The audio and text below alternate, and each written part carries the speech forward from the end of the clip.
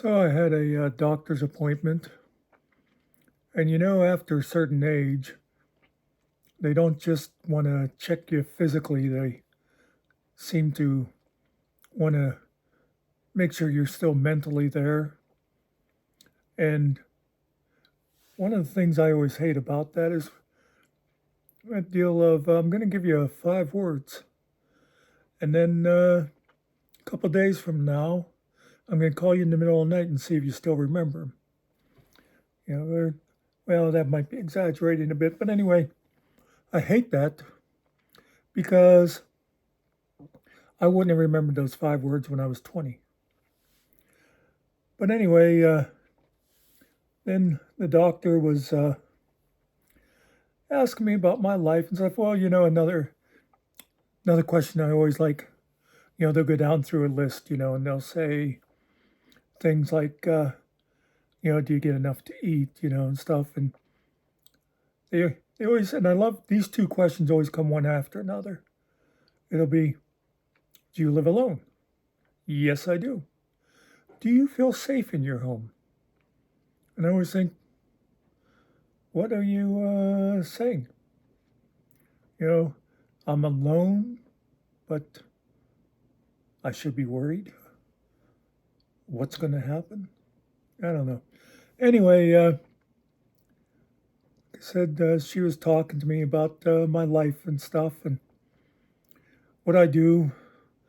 And I told her about I started this, YouTube thing and was telling her about that. And she asked if I had any other hobbies. And I told her I was thinking of starting to collect comic books. And she said, don't you already have enough issues? Get it? Issues, comic book issues. I work my ass off to entertain you people, and I feel like I'm just not getting enough appreciation. Anyway, what I wanted to talk to you about today was, a particular conversation at the library. And I think it's the sort of conversation that anybody who's worked in any service industry will recognize. Oh, I almost forgot something as I'm looking at myself in here. Loyal viewers might notice there's been some renovations going on. They touched up the studio a bit. The only thing is, the crew left and left their paint can behind, like I'm supposed to now deal with it. I got to clean up after them. Let me get the paint can here.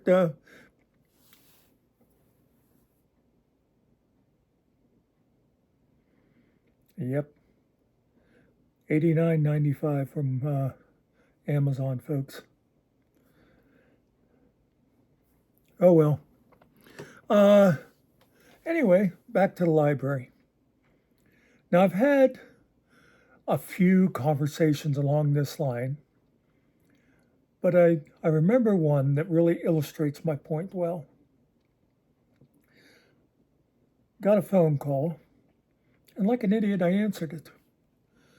And anybody who's worked in the library will tell you get a lot of people doing genealogy. And some of them want to call you on the phone and get you to do the work for them. But this one, I think, was just calling. They wanted to see what we had before they came and wasted their time. But anyway, before I knew what type of thing they were looking for, they just called, and I politely, answered the phone, probably something along like, library, what do you want? And this person said, do you have any back issues of newspapers? And I said, well, we keep the Progress back about 3 months. Now, just to explain to folks that don't know, the current daily paper around here is the Clearfield Progress. Clearfield's a town about 30 miles away. It's also the county seat. And, back in ye olden days, I think all the little towns around here had a newspaper. But now there's the Clearfield Progress, and there's another one out of State College called the Center Daily Times. But anyway, so I said, yeah, we keep the Progress back about 3 months. I thought maybe they were looking for an article, their nephew was in the paper about something. And they said, well, no, I'm looking for old newspapers. Now, we did have a collection of someone had given us from the old local newspaper called the Osceola Leader. And I said, well, we have the Osceola Leader from 1928 through 1933. And they said, do you have 1942? And I said, no, all we have is the Osceola Leader from 1928 through 1933. Well, do you happen to have the Hautsdale, whatever it was called? And I said, no. We have the Osceola Leader from 1928 to 1933. Well, do you have any from earlier than that? No. We have the Osceola Leader from 1928 through 1933, and that is all we have. And I think if I hadn't decided to tear the phone cord off the wall, I'd probably still be talking to this lady. But anyway, I just wanted to mention that to y'all. Like I said, I think a lot of people, if you worked in a store or something, you've probably had that same kind of thing. It's like, do you have these shoes in blue? No, all we have is purple and red. How about green? I'm sure people have dealt with that kind of thing. Since this one isn't too long, let me tell you another library story. This is one I've told to people before, and it also has to do with crazy, stupid people. The one time, we used to have story hour. Now, our story hour, the rule was the kids had to be between 3 and 5 years old and housebroken. We weren't dealing with people's diapers. So, the one time, whenever Heather was our story hour lady,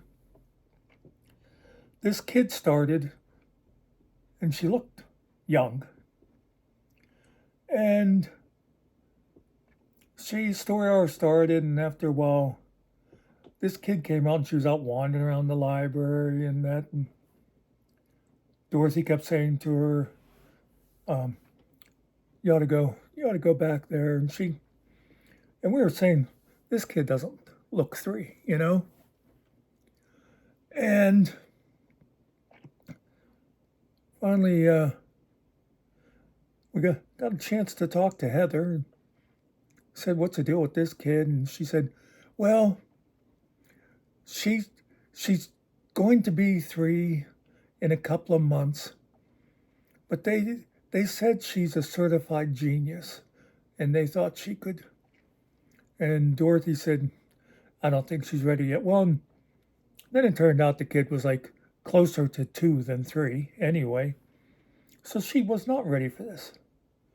Well, when story hour was over, and Dorothy, now, I've mentioned Dorothy several times now, and people don't know, but Dorothy was, she was literally old enough to be my mother, because her one son was like just a year or 2 behind me in school, and he had an older sister. So, and Dorothy was a great lady. We used to have a lot of fun.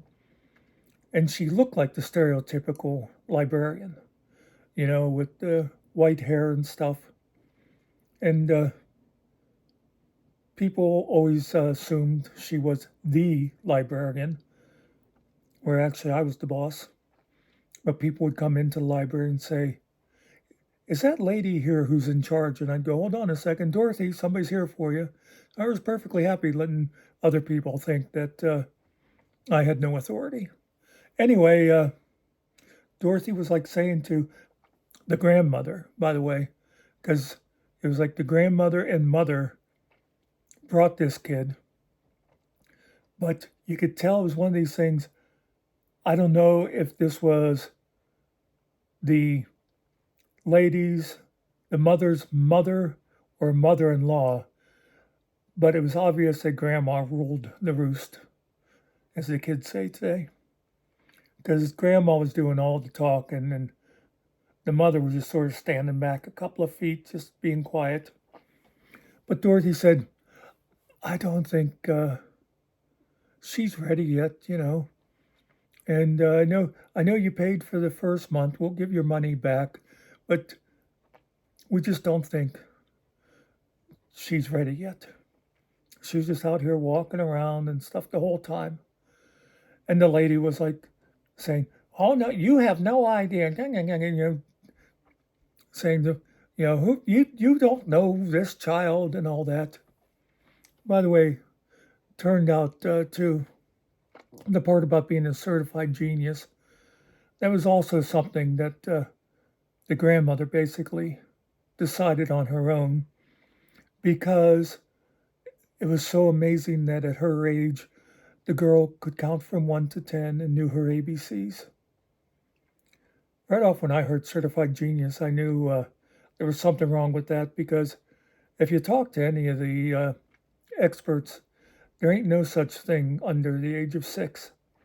Because, I mean, they might test intelligence and that. And a kid might be 3 years old and test at like 160, because it'd be based on their age. And all of a sudden at 4, they're like 105, because there's different rates of learning. So no experts will tell you they're going to give a kid an IQ and, an official IQ at a young age. Anyway, so that was her thing about being a genius. The kid, knew how to count from 1 to 10. I mean, if that's all it took, I'd be in Mensa right now, because I can go to like 20. I'm not bragging, I'm just saying. And I can do the alphabet in Greek. I might be too good for Mensa. So the lady was going back and forth with Dorothy, and finally I decided to be the boss. And I went over and I said, "No." I said, "We'll be glad to have her come back next year, but this is it. We just can't do it this year. If you want to come in and take out books and that for her, that'd be fine too." Well, they left in a huff. I think it might have been a Plymouth. I've never been a car guy. If I had a picture, I'd show it to Alan, and he'd be able to, he'd right off look at it and go, "Oh yeah, that's a 52 Huff." But anyway, so they lived a little ways up the road. For those of you that know the area, it was either like Madeira or Coalport. So I didn't hear any more about them until a little while later, when my boss called, who was from the, county library headquarters. And he said, "I got a call from a lady." And I thought, what now? Because you never knew.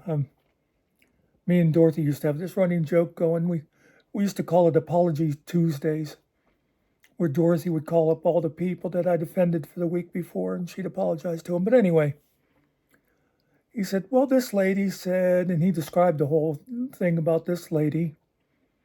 And we threw her out of story hour, and she had told him that I insulted their granddaughter, and I was swearing at them and yelling and all this stuff.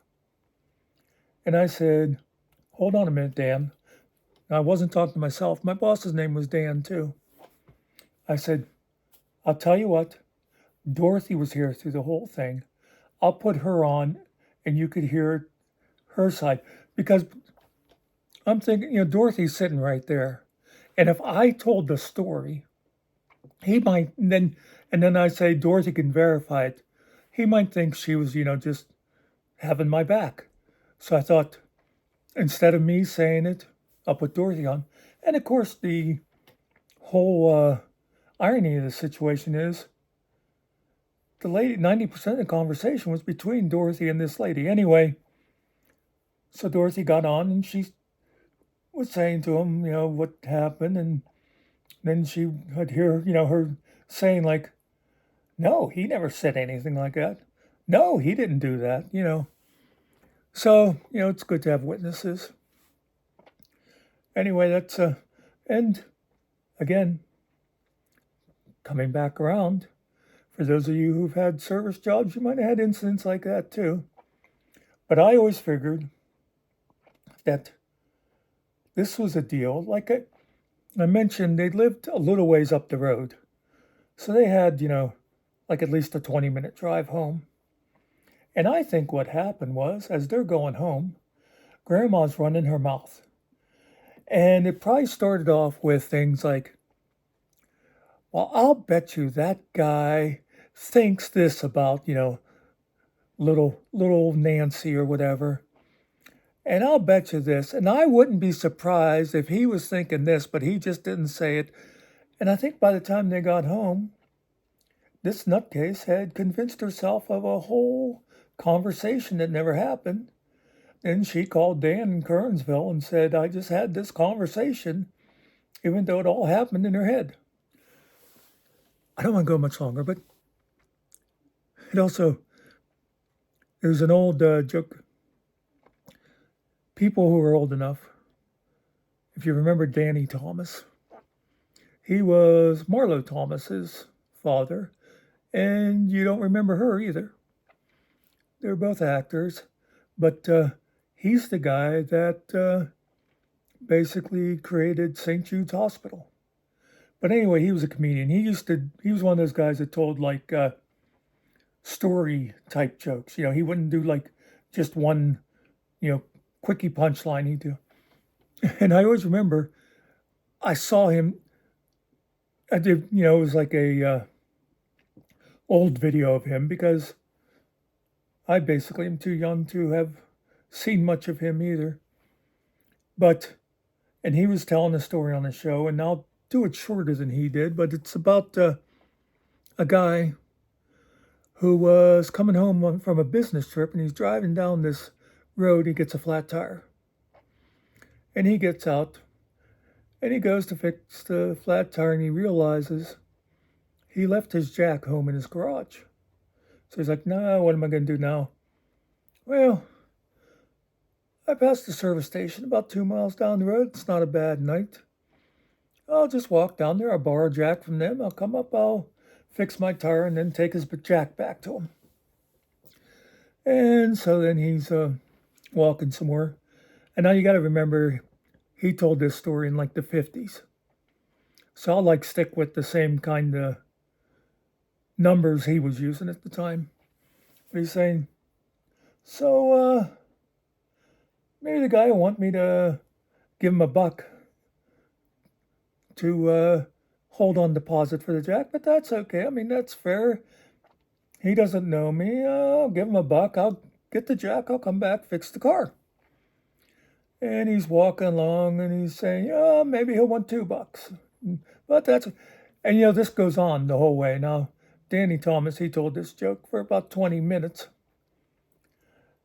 But this is why I bring this up, because it just reminds me of this lady.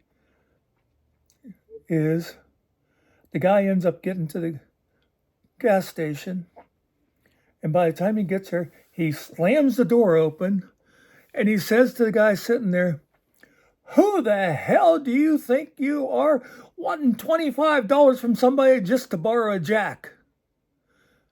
And I often think of that with this lady, and I've seen other other times with similar things, maybe not to this extent, but again, this will be things that I'm sure most everybody has seen is, especially if you're a small town, rumors will get started.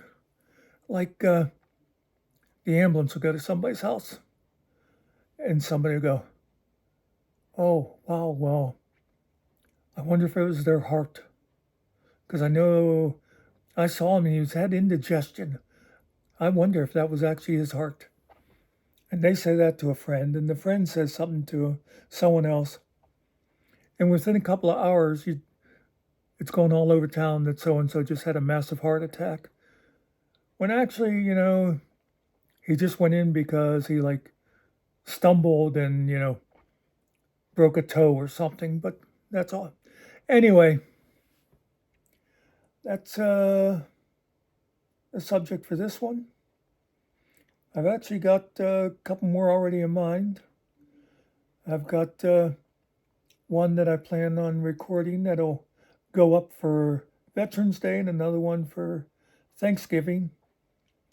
So if I get the mood to do them tonight, don't be surprised if you see this same shirt and the wall looking the same for those. But other than that, peace out.